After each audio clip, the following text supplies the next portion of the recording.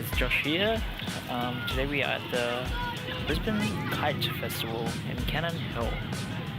Now, I didn't know this was a thing until 2 days ago, so I thought it could get some cool shots here. It'll just be me today, but I'll be shooting Agfa Vista 200 and also some Portra 160 on medium format, which I think I've finally loaded it properly, but we'll find out. But before that, I'm gonna have a bit of a snack. We have some scrolls, and it feels like it's spitting, so I don't know if I'll keep the digital camera on. Okay, let's go shoot. So I hadn't shot with Agfa Vista before, and this was the 200, so this one's obviously less grainy. Agfa film was made by Fuji. Unfortunately, it's now discontinued. So shoot it while you can. It is a nice film. I don't think it's particularly amazing, but it is a consumer film, so it is much cheaper than other film stocks are. And so if you're looking to save some money, it's a good film. It has that kind of like Fuji green to it. It's a bit different as well, but it's a bit grainier for 200 speed film than I was expecting, though it's still not that grainy, and obviously the 400 is grainier. But it still turned out alright. It has more contrast to it, and there's less play with the dynamic range, especially while you're editing. All these shots are unedited, of course.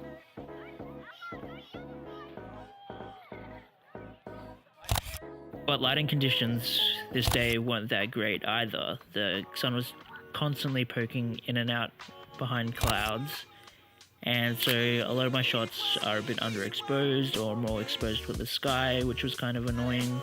But yeah, it was constantly changing. Like, I'd go to take the photo and then the sun comes out of nowhere or it disappears, and then exposure I thought I was going to get didn't end up happening because the sun kept hiding or reappearing.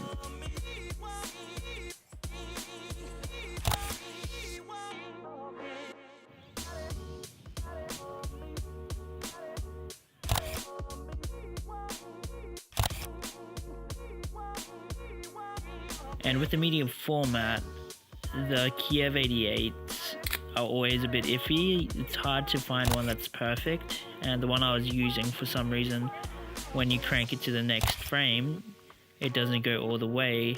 So if you just wind it and you go to take a photo, sometimes it has some overlap. I didn't get any overlap for this one, but that's because I kept having to open up the back and winding it a bit more just to get it on the number, because there wasn't a number for me to know that I'm on the next frame, just because I was trying not to get any overlap. Now, all of the frames I did get didn't have any overlap at all, which was great, but I only ended up taking 10 pictures instead of 12, which was kind of annoying, especially when you're spending money on film. But at the end of the day, I think the images turned out quite alright. I definitely like the framing of my medium format stuff more. There's a lot of stuff in the 35 that, I don't know, I just didn't find a great composition for, and I think I was just trying to finish the roll. But then there's other nice stuff I got as well.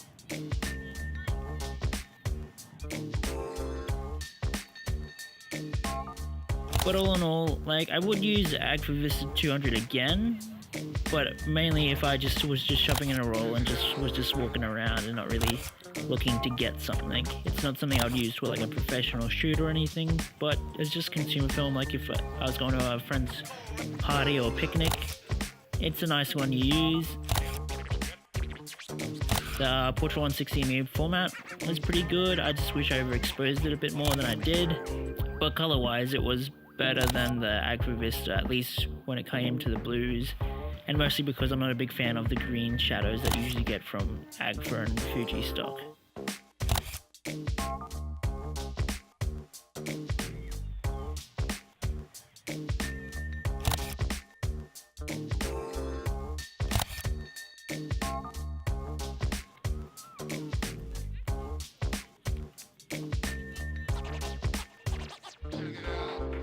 I hope you enjoy the photos, even though I don't think there's that many amazing ones.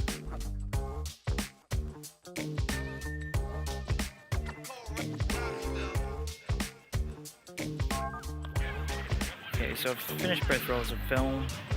And it's a cute little festival, but it's more for families, like with young kids, or if you have a partner that likes kites. Like, I'm here by myself, so not the most exciting time other than taking some photos. But yeah, it's quaint.